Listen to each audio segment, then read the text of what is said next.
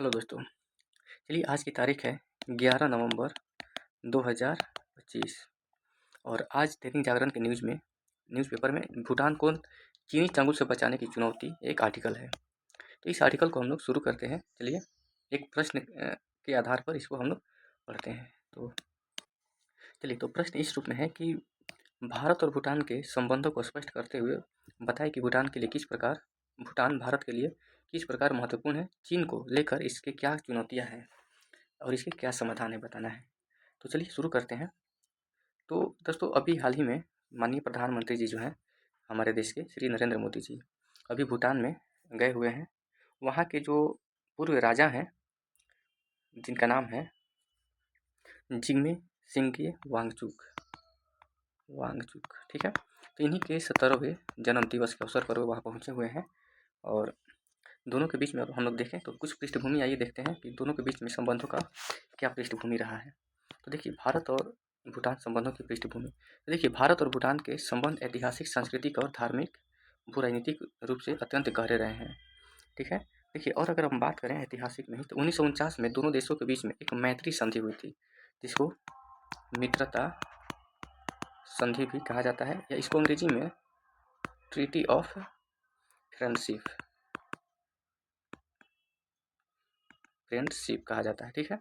और ये संधि जो है औपचारिक रूप मतलब दिया गया था 1949 में।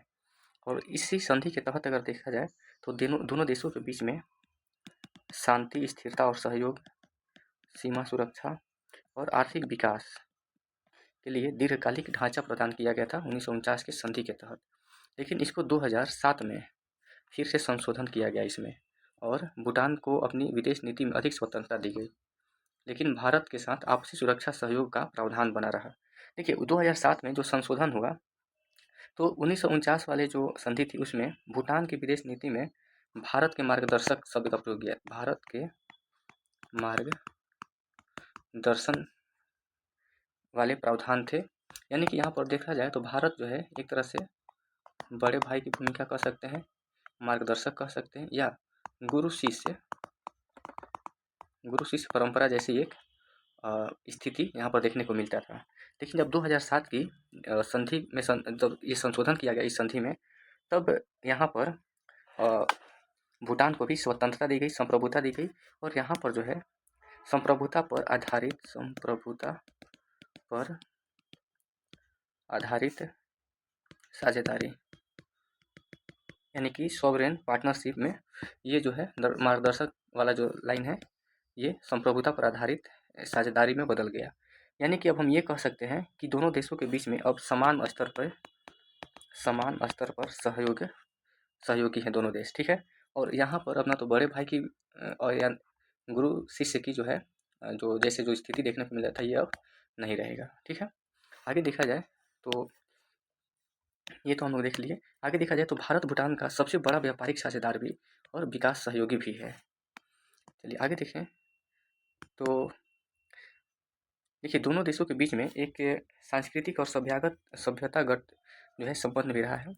आगे हम लोग इसको देखते हैं। देखिए, सबसे तो पहले हम बात कर लेते हैं कि सामरिक महत्व है, ठीक है। तो भूटान भारत और चीन के बीच एक बफर स्टेट, देखिए ये अगर सिक्किम मान लिया जाए तो ये यहाँ पर भूटान है, और ये बफर स्टेट ऊपर जो है चीन है, ये नीचे भारत और ये भूटान, तो ये बफर स्टेट का काम करता है, ठीक है। भूटान की सीमा भारत के असम, पश्चिम बंगाल, सिक्किम और अरुणाचल प्रदेश जैसे संवेदनशील राज्यों से लगती है। डोकलाम क्षेत्र भारत भूटान चीन त्रिजंग पर स्थित है। यह भारत की सिलीगुड़ी कॉरिडोर यानी चिकन नेक के पास है, जो पूर्वोत्तर भारत को मुख्य भूमि से जोड़ता है, ठीक है। आर्थिक महत्व की अगर हम बात कर लेते हैं तो देखिए, भारत भूटान के हाइड्रो पावर प्रोजेक्ट्स में निवेश करता है, यही भूटान की अर्थव्यवस्था की रीढ़ है। भारत भूटान से बिजली आयात करता है, जैसे चुखा, कुरीचू, मंगदेछू परियोजनाएं, ये सारा जो है भारत के सहयोग से बना हुआ है, और भारत जो है इसे बिजली भी आयात करता है। भारत भूटान को अनुदान, व्यापार और पर्यटन में सहायता करता है, ठीक है। आगे देखा जाए और अगर देखा जाए तो अभी हाल ही में भारत और भूटान दो रेल लाइन बनाने की समझौता किया है, ठीक है। और ये परियोजना जो है, ये दो लाइन है रेल का, वो कोकराझार असम के कोकराझार से गेलेफू जो कि भूटान में है यहाँ तक, और बनारहाट से जो कि ये पश्चिम बंगाल में है सामोसे तक, ये भूटान में है। ठीक है, तो ये अभी शुरू किया गया है। आगे देखा जाए सांस्कृतिक और धार्मिक महत्व। सांस्कृतिक और धार्मिक और महत्व की हम बात कर लेते हैं। तो देखिए यहाँ पर दोनों देशों में बौद्ध संस्कृति का गहरा संबंध है।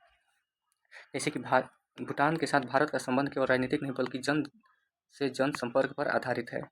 और देखा जाए तो दोनों देश बौद्ध धर्म की साझा परंपरा से जुड़े हुए हैं। भारत में जो बोध गया पिपरहवा जैसे जो पवित्र स्थल है भूटान की भावनात्मक आस्था से ये जुड़े हुए हैं।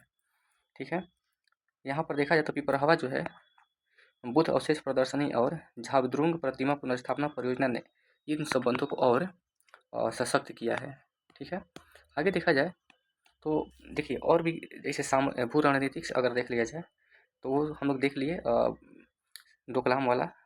फिर अगर हम बात करें कि कौन कौन से क्षेत्र में सहयोग दोनों देश आपस में करते हैं, तो देखा जाए कि कुछ दोनों देशों के बीच में आपसी सहयोग भी है। जैसे कि जल विद्युत के अगर क्षेत्र में देखा जाए तो चुखा, ताला, मंगदेचू, पुना संगछुदो, ये जो है जल विद्युत क्षेत्र में दोनों के बीच सहयोग है। अगर हम सुरक्षा क्षेत्र की अगर बात करें कि सुरक्षा क्षेत्र में कौन कौन से सहयोग किए गए हैं, तो देखिए ऑपरेशन ऑल क्लियर 2003 में ये चलाया गया था।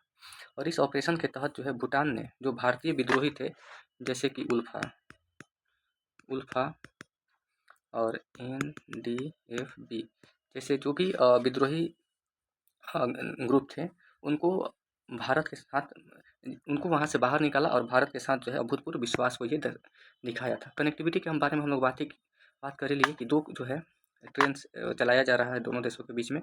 अगला है डिजिटल सहयोग की बात करें तो रुपे कार्ड और भीम UPI जो है वहाँ पर चलाया जा रहा है। ठीक है, देखिए अगर कनेक्टिविटी की बात करें तो देखिए वहाँ पर मैं बता चुका हूँ कोकराझार, गेलेफू और बनरहाट और समझ से जो भी परियोजनाएं चल रही है। इसके अलावा व्यापार, पर्यटन और सीमा विकास को भी बढ़ावा दिया जा रहा है। ठीक है, सड़क संपर्क और डिजिटल फाइबर नेटवर्क को भी इसमें जोड़ सकते हैं कनेक्टिविटी में। ठीक है, अगला है अंतरिक्ष की बात करें तो अंतरिक्ष क्षेत्र में इंडिया भूटान सैटेलाइट जो कि 2022 में ये एक वैज्ञानिक सहयोग की दिशा में आगे बढ़ाया गया था, कदम बढ़ाया था भारत ने। ठीक है, और भारत ने भूटान को ग्राउंड स्टेशन और रिमोट सेंसिंग डेटा उपलब्ध कराया है और भूटान की भू निगरानी क्षमताएं को और भी सशक्त करने का काम किया है भारत ने। ठीक है, तो ये सब कुछ सहयोग के कुछ प्रमुख मुद्दे हैं या ठीक है, आगे चलते हैं। अगर देखा जाए तो अगर कुछ हाल के पहल की अगर हम बात कर लेते हैं तो देखिए 13वीं पंचवर्षीय योजना के लिए 10,000 करोड़ रुपया जो है सहायता किया था भारत ने भूटान के विकास में निरंतर योगदान दिया है। ठीक है, आगे देखा जाए तो पुनासंगछू परियोजना 1020 मेगावाट 2025 में इसका उद्घाटन किया गया है जो ऊर्जा आत्मनिर्भरता की दिशा में बड़ा कदम है। आगे देखा जाए तो ग्यालसंग नेशनल सर्विस प्रोग्राम भारत का 200 करोड़ अनुदान और 1500 करोड़ रुपया ऋण जिससे भूटानी युवाओं को कौशल और रोजगार के अवसर मिलेंगे।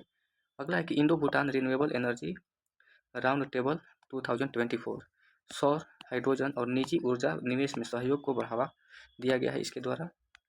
आगे देखा जाए तो सांस्कृतिक पहलकदमियाँ कौन कौन सी है, तो देखिए पिपरहवा बुद्ध अवशेष प्रदर्शनी और झाबद्रुंग प्रतिमा पुनर्स्थापन जैसे प्रकल्पों ने आध्यात्मिक संबंधों को मजबूत किया।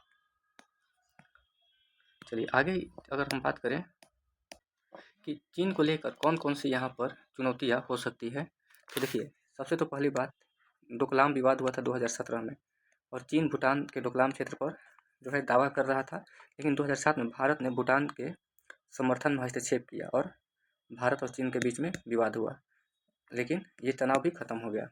ठीक है, भारत के सहयोग से। आगे देखा जाए तो भूटान चीन सीमा वार्ता, तो हाल के वर्षों में भूटान और चीन के बीच सीमा समझौते पर बातचीत बढ़ी है। यदि भूटान चीन के साथ कोई समझौता कर लेता है तो भारत के हितों के विरुद्ध हो तो यह भारत की सुरक्षा पर सीधा असर डालेगा। ठीक है, आगे देखा जाए तो चीन की बढ़ती आर्थिक राजनीतिक पहुंच, तो देखा जाए तो चीन इंफ्रास्ट्रक्चर, निवेश और पर्यटन के माध्यम से भूटान में अपनी उपस्थिति बढ़ाना चाहता है। इससे भारत की पारंपरिक भूमिका को चुनौती मिल सकती है। देखिए कुछ संभावित समाधान क्या हो सकते हैं या नीति सुझाव। देखिए भूटान के साथ गहन संवाद और विश्वास को बनाए रखना सही होगा भारत के लिए। राजनीतिक, सैन्य और कूटनीतिक स्तर पर नियमित संवाद होते रहे। भूटान की स्वतंत्रता और संप्रभुता का सम्मान करते हुए सहयोग जारी रखना। ठीक है। आगे देखा जाए अगर आर्थिक सहयोग बढ़ावा देने में कि हाइड्रो पावर से आगे बढ़कर डिजिटल, शिक्षा, स्वास्थ्य और पर्यटन में निवेश को बढ़ावा दिया जाए। युवाओं और उद्यमों को जोड़ने वाले पीपल टू पीपल प्रोग्राम को बढ़ावा दिया जाए। आगे देखा जाए तो सुरक्षा सहयोग को सशक्त करना, सीमा सुरक्षा, खुफिया जानकारी साझा करना और रक्षा प्रशिक्षण में सहयोग को बढ़ाना। चीन भूटान वार्ताओं पर सजग रहना, यानी यह सुनिश्चित करना कि भूटान का कोई भी समझौता भारत के सुरक्षा हितों को प्रभावित न करे।